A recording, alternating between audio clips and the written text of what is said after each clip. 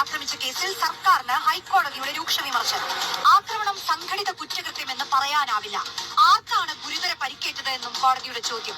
9ാം പ്രതിക്കെതിരായ case എന്തായി എന്നും ചോദ്യം. പിണറായി വിജയനും സംഘവും എല്ലാം തിഹാർ ജയിലിലേക്ക് പോകാൻ പോകുന്നു. പിണറായി വിജയന്റെ അണികളെയെല്ലാം തിഹാറിലെ ജയിലിന്റെ ആ ഇരുമ്പഴിക്കുള്ളിൽ അടച്ചിടാൻ പോവുകയാണ് ഇഡിയും സംഘവും. ഇഡി വി ഡി മോഡി റെയ്ഡിൽ കൂടി നടന്ന ആ ഒരു കാര്യത്തിനെ ചുറ്റിപ്പറ്റിയുള്ള വാർത്തകളൊക്കെ ആയിരുന്നു ഇത്.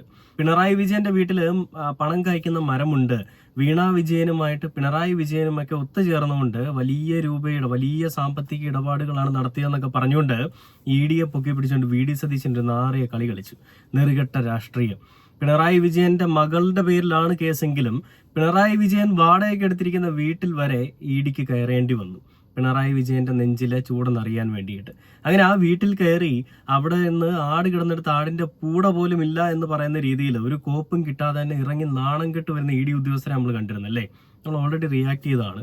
ആ ഇഡി ഉദ്യോഗസ്ഥർ ഇറങ്ങി വരുമ്പോൾ പിണറായി വിജയൻ അതുവരെ മൗനത്തിലായിരുന്ന പിണറായി വിജയനെതിരെ വലിയ രീതിയിൽ വലതുപക്ഷ മാധ്യമങ്ങൾ ആഞ്ഞടിച്ചുകൊണ്ടിരിക്കുന്ന സമയത്ത് പുറത്തേക്ക് ഇറങ്ങി വന്നിട്ട് തന്റെ ഒപ്പം നിൽക്കുന്ന അണികളെ നേരെ നോക്കി നിന്നുകൊണ്ട് അഭിവാദ്യം ചെയ്യുന്നത്, കൈ മുഷ്ടി ചുരുട്ടി പിടിച്ചുകൊണ്ട് അഭിവാദ്യം ചെയ്യുന്ന ഒരു വീഡിയോ നമ്മൾ കണ്ടതാണല്ലേ.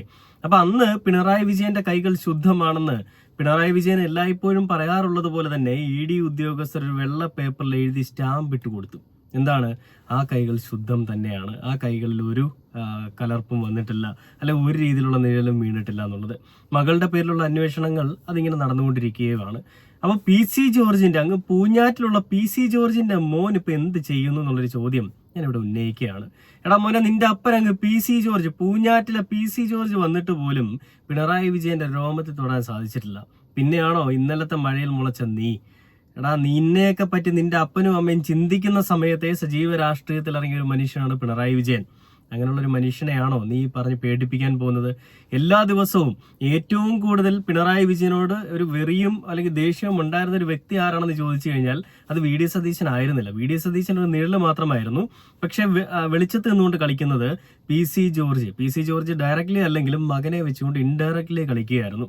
അങ്ങനെ പി സി ജോർജിന്റെ മകനായിട്ടുള്ള ഷോൺ ജോർജ് എല്ലാ ദിവസവും അന്തിച്ചർച്ചകളിൽ വന്നിരുന്നുകൊണ്ട് വലിയ മെഴുകലായിരുന്നു.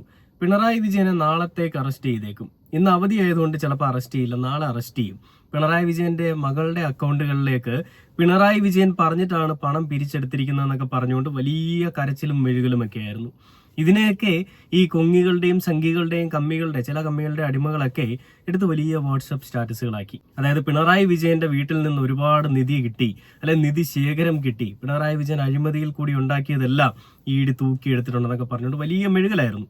എന്നാൽ ദിവസങ്ങൾ കഴിഞ്ഞു. പിണറായി വിജയനെതിരെ അന്വേഷണ ഉദ്യോഗസ്ഥന്മാർ വന്നിട്ട് ഒന്നും ചെയ്യാൻ പറ്റാതെ ഇറങ്ങിപ്പോവുകയും പിന്നീട് മകളെ വിളിച്ച് 10 മണിക്കൂറോളം നീളുന്ന അന്വേഷണങ്ങൾ അല്ലെങ്കിൽ ചോദ്യം ചെയ്യലുകൾ തുടരുന്നു.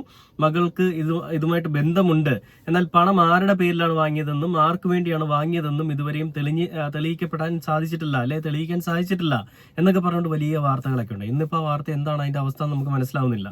അപ്പോൾ പിണറായി വിജയനെ അങ്ങ് തീർത്ത് കളയാമെന്ന് വിചാരിച്ചുകൊണ്ട് വി ഡി സതീശൻ അധികാരത്തിൽ കയറിയ അടുത്ത ദിവസം ആ വീട്ടിലേക്ക് റെയ്ഡ് നടത്തി നോക്കിയതാണ്.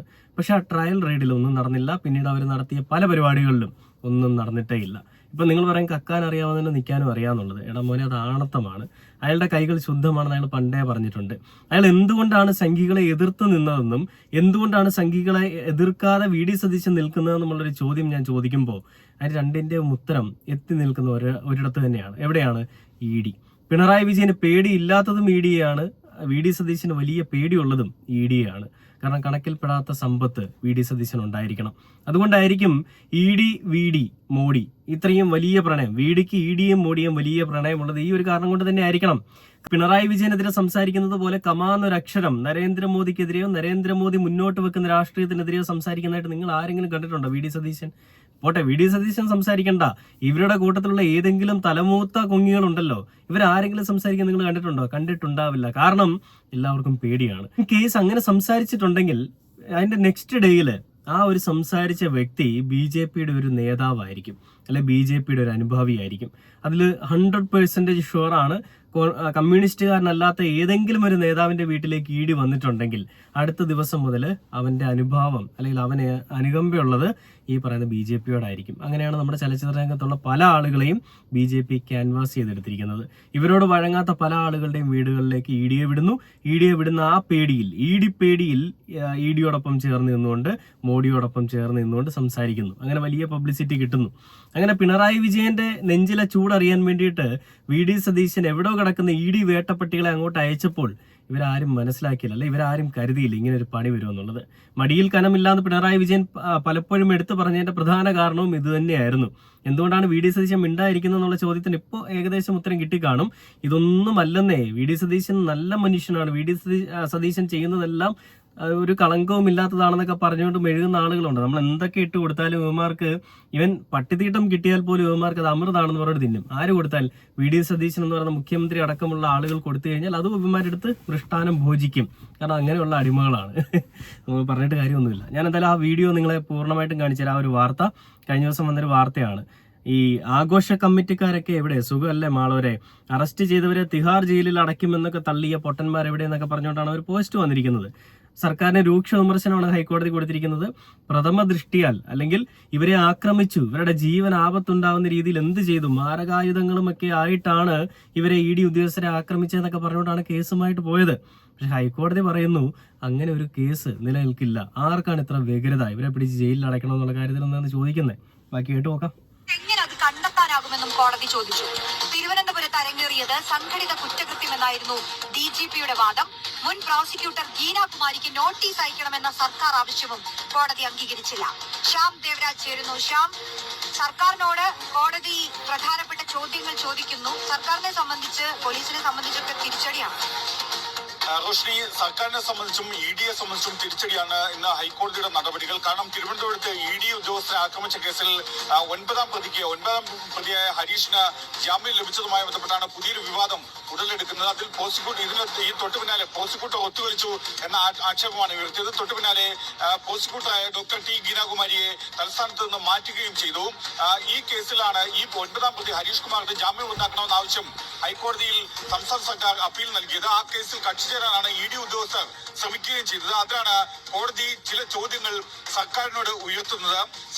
അരങ്ങേറിയത് സംഘടിത കുറ്റകൃത്യമാണ് എന്നാണ് ഡയറക്ടർ ജനറൽ ഓഫ് പ്രോസിക്യൂഷൻസ് ഹൈക്കോടതി അറിയിച്ചത്. അത് ഹൈക്കോടതി തിരിച്ചു ചോദിച്ച ചോദ്യം സംഘടിത കുറ്റകൃത്യമാണ് എന്ന് പറയാനാവില്ല എന്നാണ്. മാത്രമല്ല, ചുമത്തിയ BNS നിയമപ്രകാരം ചുമത്തിയ കുറ്റങ്ങളുണ്ട്. അതനുസരിച്ച് സംഘടിത കുറ്റകൃത്യങ്ങൾ അതിന് നിർവചനത്തിന്റെ പരിധിയിൽ വരില്ല എന്നുകൂടി ഹൈക്കോടതി ജസ്റ്റിസ് CS റൈസ് അധ്യക്ഷനായ സിംഗിൾ ബെഞ്ച് നിരീക്ഷിക്കുകയും ചെയ്തു. എടാ മക്കളെ, ഈ കോടതി ചോദിച്ചത് ആർക്കാണ് ഇത്ര വ്യഗ്രത, ഇവർക്കെതിരെ ഈ രീതിയിൽ കേസ് എടുക്കണമെന്നാണ് ചോദിക്കുന്നത്. എനിക്ക് ചോദിക്കാനുള്ള ചോദ്യം എന്താന്ന് വെച്ച് കഴിഞ്ഞാല്, ഈ പിണറായി വിജയന്റെ വീട്ടിലേക്ക് ഈ ഇ ഡി അന്വേഷണ സംഘം എത്തുന്നത് പുലർച്ചെ 5 മണിക്ക് ശേഷമാണെന്നാണ് ഞാൻ പല മുഖ്യധാരാ മാധ്യമങ്ങളും അല്ലെ വലതുപക്ഷ മാധ്യമങ്ങളിൽ കൂടി ഞാൻ കണ്ടത്. അങ്ങനെയെങ്കിൽ ഈ 5:30 എത്തുന്ന ഇ ഡി അതൊരു സർപ്രൈസ് വിസിറ്റ് പോലെയാണ് അവർ പോയിരിക്കുന്നത് കേട്ടോ. ഒരിക്കലും അവർ എവിടെ പോയാലും അങ്ങനെയാണ്. പിണറായി വിജയന്റെ വീട്ടിൽ പോയതുകൊണ്ട് സർപ്രൈസ് ആയിട്ട് പോയി എന്നല്ല ഞാൻ പറയുന്നത്. ഈ അഴിമതി ഉണ്ടെങ്കിൽ, അഴിമതി ആരോപണങ്ങൾ നിലനിൽക്കുന്ന ആളുകളുടെയൊക്കെ വീടുകളിലേക്ക് ഇവർ പോകുമ്പോൾ കൃത്യമായിട്ടും ആരെയും അറിയിക്കാതെ പഴുതടച്ചൊരു അന്വേഷണമായിരിക്കും. കാരണം തെളിവുകൾ നശിക്കപ്പെടാൻ പാടില്ല. അങ്ങനെ പോയൊരു സംഘം അവിടെ നിന്ന് ഒന്നും കിട്ടാതെ ഇറങ്ങുന്ന സമയമായപ്പോഴേക്കും അവിടെ ആളുകൾ തടിച്ചുകൂടി. ആ തടിച്ചുകൂടിയ ആളുകളെല്ലാം പിണറായി വിജയന്റെ വീട്ടിൽ ഇ ഡി റെയ്ഡ് നടക്കുന്നുവെന്ന് അറിഞ്ഞുകൊണ്ട് അവിടേക്ക് ഓടിയെത്തിയ ആളുകളാണ്. ഈ പുലർച്ചെ 5:30 ആയപ്പോൾ പോലീസ് പോലും അറിയാതെ അവിടെ എത്തി എന്നാണ് ആഭ്യന്തര വകുപ്പ് മന്ത്രിയായ നമ്മുടെ രമേശ് ചെന്നിത്തല പറഞ്ഞത്. അങ്ങനെയെങ്കിൽ ഈ പോലീസ് പോലും അറിയാത്ത കാര്യങ്ങൾ എങ്ങനെ ഈ അണികൾ അറിഞ്ഞു എന്നുള്ളൊരു ചോദ്യം നമ്മൾ ചോദിക്കണം, അല്ലേ? ഈ അണികളെല്ലാം അറിഞ്ഞത് പിണറായി വിജയന്റെ വീട്ടിൽ റെയ്ഡ് നടക്കുന്നുവെന്ന് മുഖ്യധാരാ മാധ്യമങ്ങൾ റിപ്പോർട്ട് ചെയ്തതിന്റെ പിന്നാലെയാണ്. ഇതെങ്ങനെ മാധ്യമങ്ങൾ അറിഞ്ഞു എന്നൊരു ചോദ്യം കൂടി നമ്മൾ അവിടെ ചോദിക്കേണ്ടിയിരിക്കുന്നു. എന്തായാലും മാധ്യമങ്ങൾ അറിയിച്ചതിന്റെ പിന്നാലെയാണ് അണികൾ എല്ലാവരും കൂടി അവിടെ ഒത്തുകൂടിയപ്പോൾ അത് സംഘർഷഭരിതമായി. പിണറായി വിജയൻ പുറത്തേക്ക് വന്ന് എല്ലാവരെയും അഭിവാദ്യം ചെയ്തതോടുകൂടി ആ ഒരു അന്തരീക്ഷം ഏകദേശം തണുത്തു. ഈ കൈകൾ ശുദ്ധമാണെന്ന് പിണറായി വിജയൻ പറഞ്ഞു നടക്കുന്നത് അത് വെറുതെ വെറും വാക്ക് പറഞ്ഞ് നടക്കുകയല്ല. VD സതീശനെ പോലെ വെറും വാക്ക് പറഞ്ഞ് നടക്കുന്ന ഒരു മനുഷ്യനല്ല എന്നുള്ളത് കൂടുതൽ അണികൾക്കും കൂടുതൽ രീതിയിൽ വ്യക്തവും ബോധ്യവുമായ, അല്ലെ കൃത്യമായിട്ട് ബോധ്യമായ ഒരു സമയമായിരുന്നു അത്. ഇനി മുഖ്യമന്ത്രിയുടെ മകളുടെ പേരിൽ എന്തെങ്കിലും ആരോപണമുണ്ടെങ്കിൽ അത് പ്രഥമ ദൃഷ്ട്യാ തെളിയിക്കപ്പെടുന്നതാണെന്നുണ്ടെങ്കിൽ അവർ ജയിലിൽ പോകണമെന്ന് തന്നെ പിണറായി വിജയൻ സഖാവ് പറയുള്ളൂ. ഇതിനു മുൻപ് കോടിയേരി ബാലകൃഷ്ണന്റെ പേരിൽ ആരോപണം വന്ന സമയത്തും അന്വേഷണ ഉദ്യോഗസ്ഥർ അന്വേഷണം നടക്കട്ടെ എന്നാണ് പറഞ്ഞത്. ആരുടെ ഭാഗത്ത് തെറ്റുണ്ടെങ്കിലും അവർ ശിക്ഷിക്കപ്പെടണമെന്ന് ഉറച്ച ബോധ്യമുള്ള ഒരു മനുഷ്യൻ തന്നെയാണ് പിണറായി വിജയൻ. അയാളുടെ രാഷ്ട്രീയം ഒന്ന് മാറ്റി നിർത്തി കഴിഞ്ഞാൽ, അയാളുടെ ആ ഒരു പിണറായി വിജയൻ എന്നുള്ള പേരും നിങ്ങൾ മാറ്റിക്കോ. ചിലപ്പോൾ ആ പേര് കേൾക്കുമ്പോഴായിരിക്കും ചില ആളുകൾക്ക് അസഹിഷ്ണുത. അതൊക്കെ മാറ്റി നിർത്തിയിട്ട് നിങ്ങളും നിങ്ങളുടെ മനസ്സുകൊണ്ട് ചിന്തിച്ച് നോക്കിയേ. ഞാനൊരു ക്ലാസ് ഒന്നും എടുക്കുമല്ല, മോട്ടിവേഷൻ ക്ലാസ് ഒന്നും അല്ല, എന്നാലും നിങ്ങളൊന്ന് ചിന്തിച്ച് നോക്കുക. ഈ 40 ദിവസങ്ങൾ, അല്ലെങ്കിൽ 50 ദിവസം പോട്ടെ, 50 ദിവസങ്ങൾ കൂട്ടിക്കോ. UDF അധികാരത്തിൽ വന്ന 50 ദിവസങ്ങൾ കൊണ്ട് ഇവർ കാണിച്ചു കൊണ്ടിരിക്കുന്ന പോറാട്ട് നാടകങ്ങളും പോക്രിത്തരങ്ങളും ഒക്കെ എന്തൊക്കെയാണ്? ഈ കാണുന്നത് പോലെ എന്തെങ്കിലും നെറുകെട്ട പരിപാടികൾ, വൃത്തികെട്ട പൊളിറ്റിക്സ് ഇടതുപക്ഷ സർക്കാർ ഇവിടെ അധികാരത്തിൽ വന്ന സമയത്ത് ഉണ്ടായിരുന്നോ? ഇതൊന്നും ഉണ്ടായിരുന്നില്ല. ഇന്നിപ്പോ കോലം കത്തിക്കുന്ന അവസ്ഥ എത്തുന്നു, മുഖ്യമന്ത്രിയുടെ പോസ്റ്ററിന് മുന്നിൽ വാഴ വെക്കുന്ന അവസ്ഥ വരുന്നു. എന്തൊക്കെ പ്രശ്നങ്ങളാണ് ഉണ്ടാവുന്നത്? ഇതൊന്നും പിണറായി വിജയൻ ഇവിടെ ഇരിക്കുന്ന സമയത്ത് ഉണ്ടായിരുന്നില്ല. കാരണം എല്ലാ കാര്യങ്ങളെ പറ്റിയും കൃത്യമായിട്ടുള്ള ബോധ്യമുള്ളൊരു മനുഷ്യനായിരുന്നു. അപ്പൊ ഞാൻ പറഞ്ഞു വരുന്ന വേറൊന്നുമല്ല, ED കയറ്റി വിട്ട് ED ആക്രമിച്ചതെന്ന് പറഞ്ഞിട്ട് നമ്മുടെ കമന്റ് ബോക്സിലും കുറെ പേര് എഴുതുന്നുണ്ടായിരുന്നു.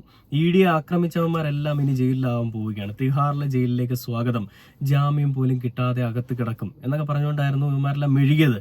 ഇന്നിപ്പം നിനക്കൊക്കെ എന്താണ് അടിമകളെ പറയാനുള്ളത്? പിണറായി വിജയന്റെ കൈകൾ ശുദ്ധമാണെന്ന് അയാൾ പറയുമ്പോൾ അയാളുടെ അണികളുടെയും കൈകൾ ശുദ്ധം തന്നെ ആയിരിക്കും കേട്ടോ. അല്ല, നിന്റെയൊക്കെ എല്ലായിടത്തും കാണും ചില പ്രശ്നക്കാരില്ലെന്ന് ഞാൻ പറയുന്നില്ല. അപ്പൊ നിങ്ങളുടെയൊക്കെ കൂട്ടത്തിൽ നോക്കുകയാണെങ്കിൽ പ്രശ്നക്കാരല്ലേ ഉള്ളൂ. സ്ത്രീപക്ഷം നിങ്ങളല്ല ഞങ്ങളാണെന്ന് VD സതീശൻ നിയമസഭയിൽ പറഞ്ഞൊരു കാര്യം നിങ്ങൾ കണ്ടതായിരിക്കും. സ്ത്രീപക്ഷം ആൺകൂട്ടം ഇപ്പൊ എന്താണ് ചെയ്യുന്നതെന്ന് കൂടി നമ്മൾ ഇവിടെ ഒന്ന് ചോദിക്കണം. ഇത് ചോദിക്കുമ്പോൾ നിങ്ങൾ കുറെ പേര് പറയും മുകേഷ് എന്തി, KB ഗണേഷ് കുമാർ എന്തി എന്നൊക്കെ ഉള്ളത്. KB ഗണേഷ് കുമാറിന്റെ കേസ് ഓൾറെഡി അവരുടെ ഭാര്യയുമായിട്ടൊക്കെ സംസാരിച്ചത് ഒത്തുതീർപ്പിലായ വിഷയങ്ങളാണ്.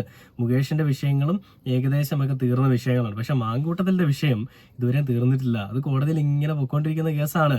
എന്തെങ്കിലും നിങ്ങൾക്കൊരു ധൈര്യം ഉണ്ടെങ്കിൽ നിങ്ങൾ കുത്തിപ്പൊക്കി അന്വേഷിച്ച് കണ്ടുപിടിച്ച് എന്തെങ്കിലുമൊക്കെ ചെയ്തോ. പക്ഷേ ഈ പെണ്ണുപിടിയന്മാരുടെ ഏറ്റവും വലിയ സംഘടനയാണ് നിങ്ങളുടെ സംഘടന എന്ന് ഞാൻ എടുത്തു പറയുകയാണെങ്കിൽ കണക്ക് സഹിതം നിങ്ങൾക്ക് വേണമെന്നുണ്ടെങ്കിൽ അതും നിർത്താൻ തയ്യാറാണെന്നേ.